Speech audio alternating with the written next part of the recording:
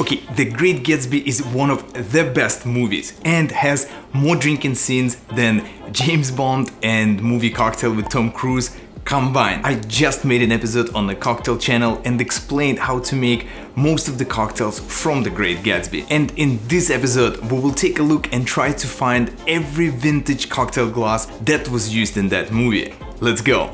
Okay, first cocktail glass besides a fancy glass of water appears when Tom Buchanan makes 4 Gin Rickey cocktails. He serves them in the gold-rimmed cocktail glass, a very similar white wine glass with gold rim sold by Summerhill and Bishop for 13 UK pounds. Or if you prefer a budget version, you can get 4 mixology jet glasses for $33. Next, we hear a dinner is served, and at a table all 4 of them drinking wine from the crystal ball stemmed wine glass. When Nick Carraway uncomfortably waiting for Tom at the apartment, he is drinking whiskey from Nachtmann Square Collection whiskey glass, and set of 4 will cost you $34.70. And a few minutes later, when they boost their drinks with something a lot stronger than whiskey, we can see exactly same glass again. When the party at the apartment is out of control, we can see that lady is being sprayed with a rare vintage glass soda siphon. I found identical but a blue color. It's sold out of UK and it cost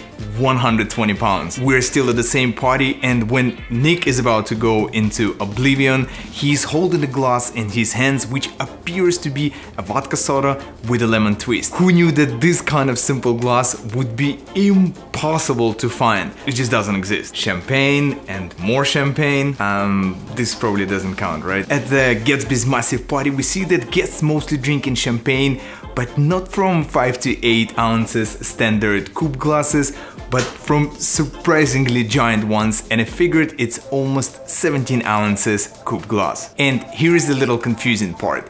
Please correct me if I'm wrong here. It seems when Gatsby created one of the most famous memes, he raised in a regular size half-full glass of champagne, but in the next shot, he passes a bigger size glass with a lot more champagne to Nick. Maybe it's just a camera angle? Let me know. To get more confidence, we can see that Nick pretty much inhaling full martini, which was served in this large 12 ounces glass. In the next few minutes, we can see that martini appears almost in every shot. The next day, when Gatsby picks up Nick and they drive into the city, they pass by a car full of champagne.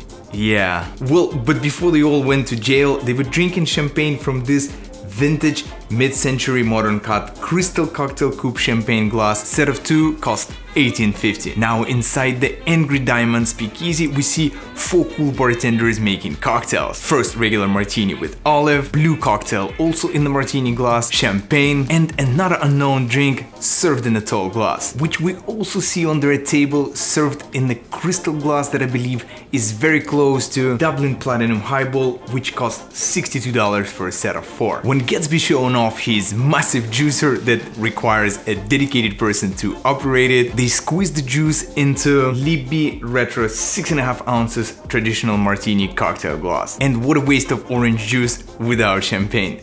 In the next few seconds, we see that Moët Chandon being poured in the most expensive glass on today's list. Vintage Baccarat Crystal Champagne Coupe, hand-cut panel design that cost $260 for a set of 4. Remember when we thought that the German spinning glass is expensive? I think Nick Carraway had more alcohol than other characters combined. And in this scene we see that he's drinking something dark greenish, maybe chartreuse. It's served in a vintage gold rimmed glass with a logo, and this glass also doesn't exist. I looked everywhere. Let's just assume it's a mid-century short stem champagne coupe glass from Etsy, but with Gatsby logo in it. In the next scene, Gatsby watching Daisy and Nick dancing and sipping mimosa from, ready?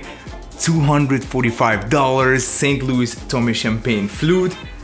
But that's a bargain considering there are free shipping on each item sold. Again, Nick, this time sipping wine from a red crystal glass, which could be a variation of a vintage Bohemian Ruby Red stemmed wine glass, $125 for a set of 4. At the second party inside Gatsby's house, we can briefly see a group of people properly drinking absinthe. Identical absinthe water fountain set is $350 on eBay. Also, we can see on the table a separate jar for absinthe sugar cube holder that cost $69.99. And you can see bartenders at that party used their really cool looking vintage pour spouts. Toward the end, we see when all the main characters sit at the same table, they're having a red unknown drink served in the elegant and stylish cocktail glasses with a gold band along the top edge. Okay, when we arrive at the last drinking part of this movie, the room inside near the Central Park, we see how massive clear ice block is being chipped by white Japanese style ice pick. That particular one doesn't exist anymore, but the same size with a wooden handle cost only $11.